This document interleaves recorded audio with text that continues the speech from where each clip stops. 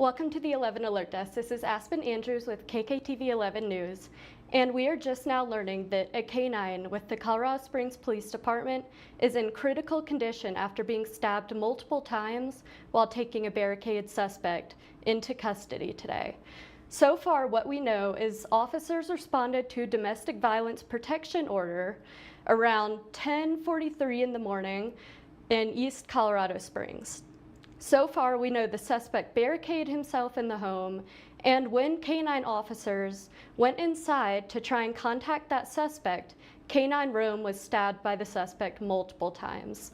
And at this time, we know that Rome is in critical condition and is undergoing surgery, but Colorado Springs Police are planning on giving us an update at 5 p.m. So that stream will be here live in just a couple minutes, so stay tuned.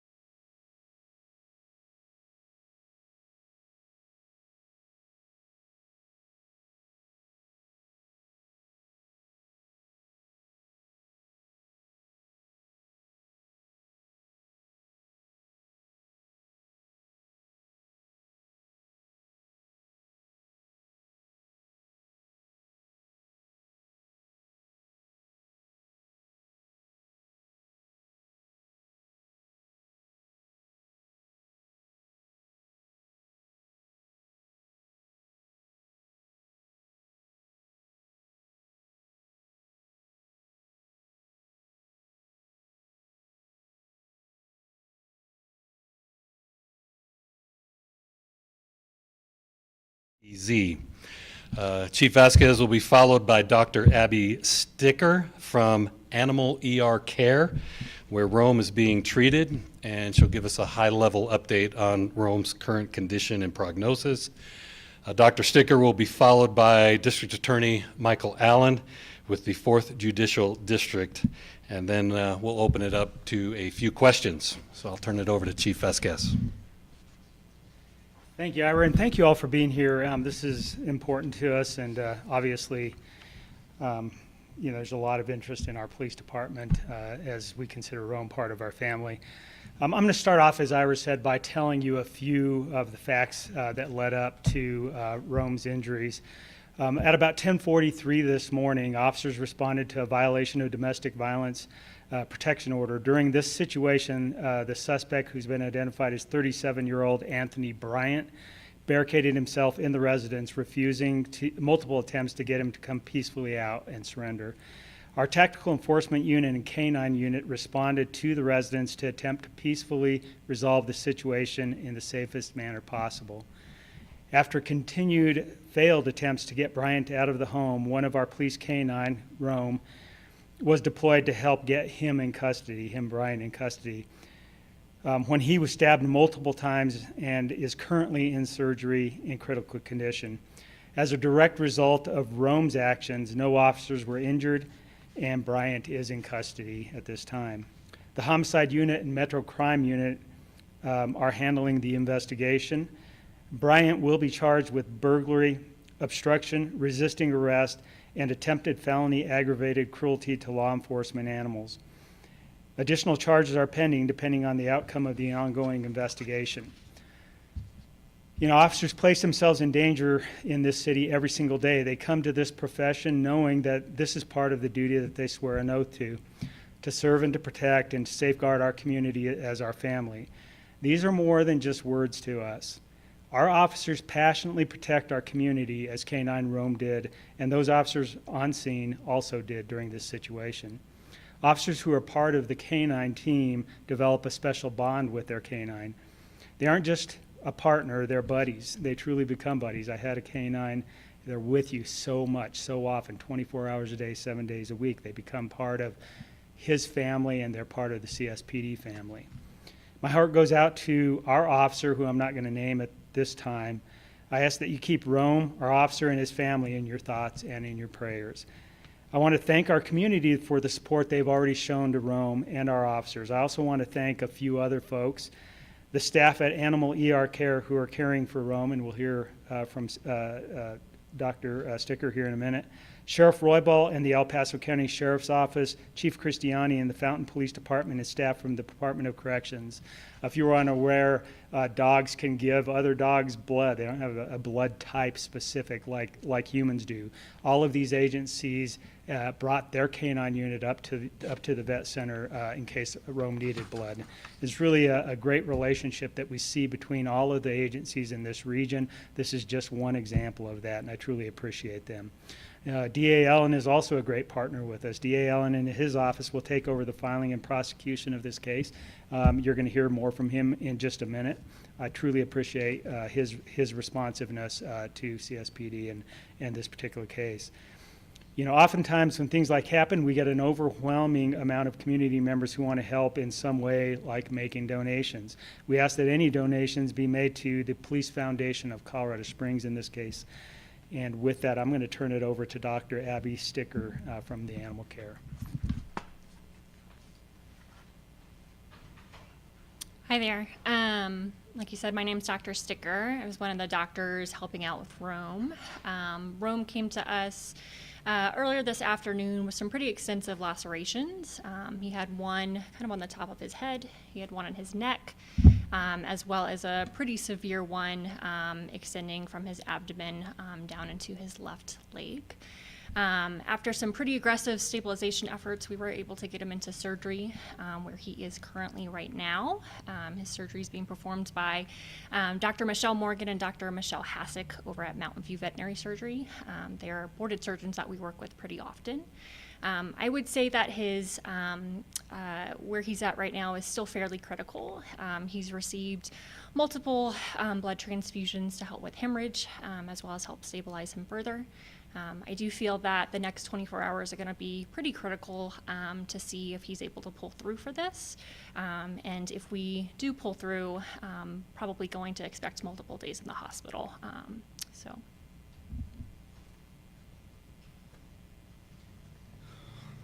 Hi, everyone. Thank you again for being here. As the chief said, this is never a situation that you want to be called on and to learn about. I think it's important to note, and the chief noted it, October is Domestic Violence Awareness Month, and this incident stems from a domestic violence suspected incident. We know that domestic violence is endemic to society. It does not discriminate. It exists in all aspects of society, and the impacts can be far-ranging. And in this case, it's really unfortunate and sad that it happens to be a canine police companion, working dog, that responded with the police officers to a dynamic situation and received, as you just heard, some pretty devastating injuries. The significance of this case has to be put in context. Back in 2023 in Jefferson County, Colorado, a sheriff's deputy responded to a similarly dynamic situation with his dog, Graffiti. And in that situation, the canine was killed by the suspect, shot and killed. And that led to law changes that just went into effect and was signed into law in 2024 that elevates the level of offense for aggravated cruelty to animals when it's a law enforcement officer's dog. And so under the law today, if Rome doesn't make it, this suspect could face a Class 4 felony with prison time associated with a Class 4 felony. Obviously, all charges are merely allegations. It's important for me to always mention that. All defendants facing charges are presumed innocent until proven guilty beyond a reasonable doubt. But I want to echo another thing that Chief Vasquez said, and that is the partnerships that we have here in the 4th Judicial District. We have fantastic relationships with CSPD, and our hearts go out to the officer that's affected here, and obviously Rome, who is fighting for his life over at the Emergency Veterinarian Hospital. And we really want to make sure that we express our thoughts and prayers to Rome and to the officer that's affected here. These animals go into a service mode, and they allow police officers to respond to really dangerous situations and allow the officer to be able to go home, like that Jefferson County case that I mentioned earlier, where the suspect actually shot the dog. Without that dog being able to be deployed in that way, it's very likely that that sheriff's deputy would not have gone home to his family that night.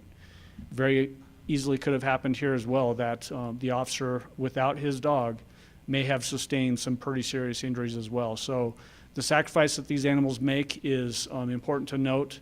Again, it's important to note that this was likely a domestic violence incident that they were responding to, and our hearts go out to CSPD family and to the officer infected here. Thank you. All right, thank you, DA Allen. We'll open it up to a few questions. We'll see what we can get answered for you. How long has Rome been with the CSPD? So I know that Rome is one of our newer canine officers. I don't know that I have the exact amount of time, but I can get that for you.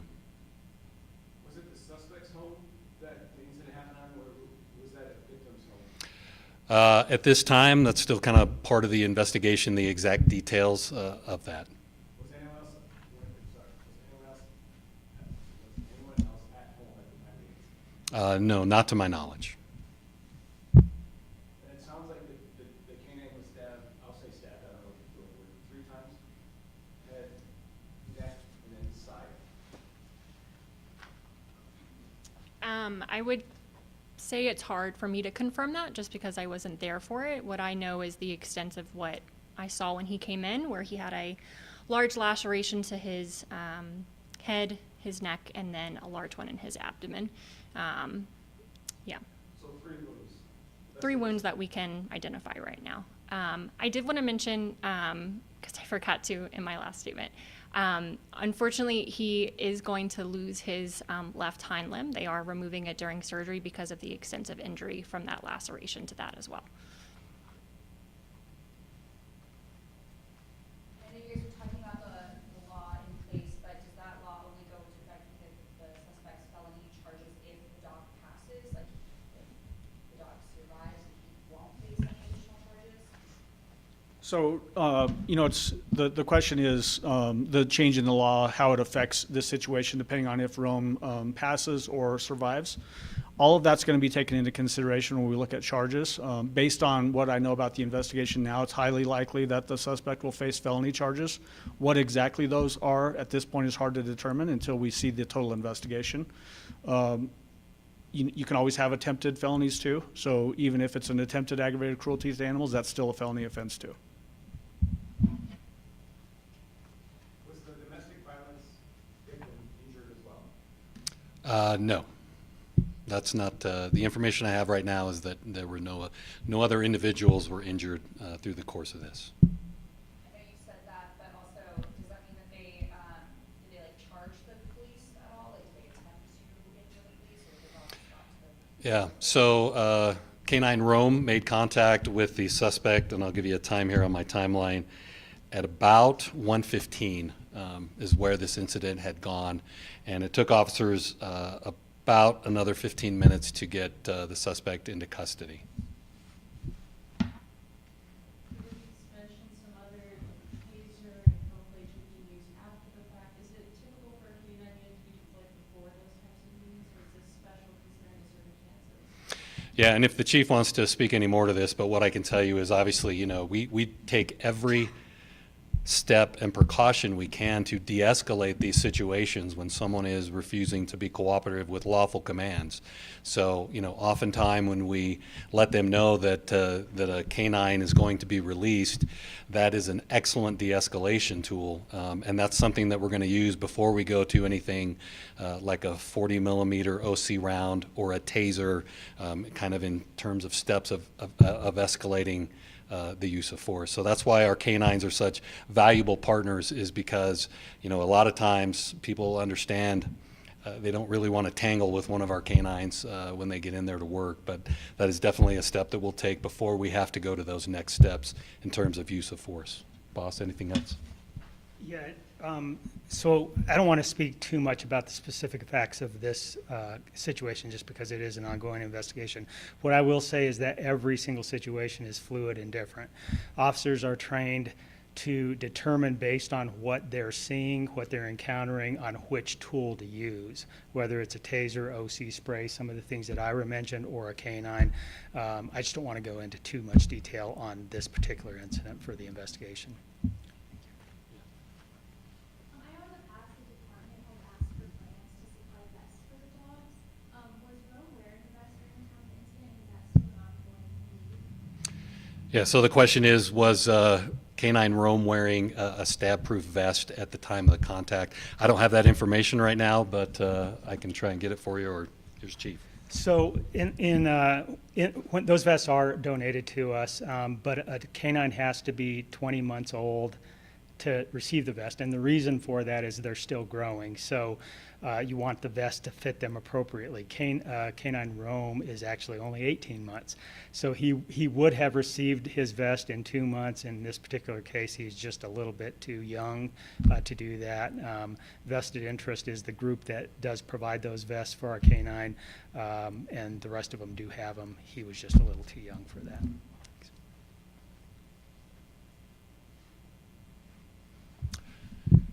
Anybody? Yeah, Cleo. Did police know that the suspect had any weapons? Was stabbed? Was he just a knife? What's the situation? Yeah, I don't have the details on that, and again, that'll be part of what we're working to figure out right now through our investigation. Okay, well, that'll do it. We will be around for a few interviews if anyone has a couple more questions after we wrap up here on Facebook. And as we get more updates on K9 Rome's information and updates on its condition, we'll be releasing it on our social media pages. Thank you, everybody.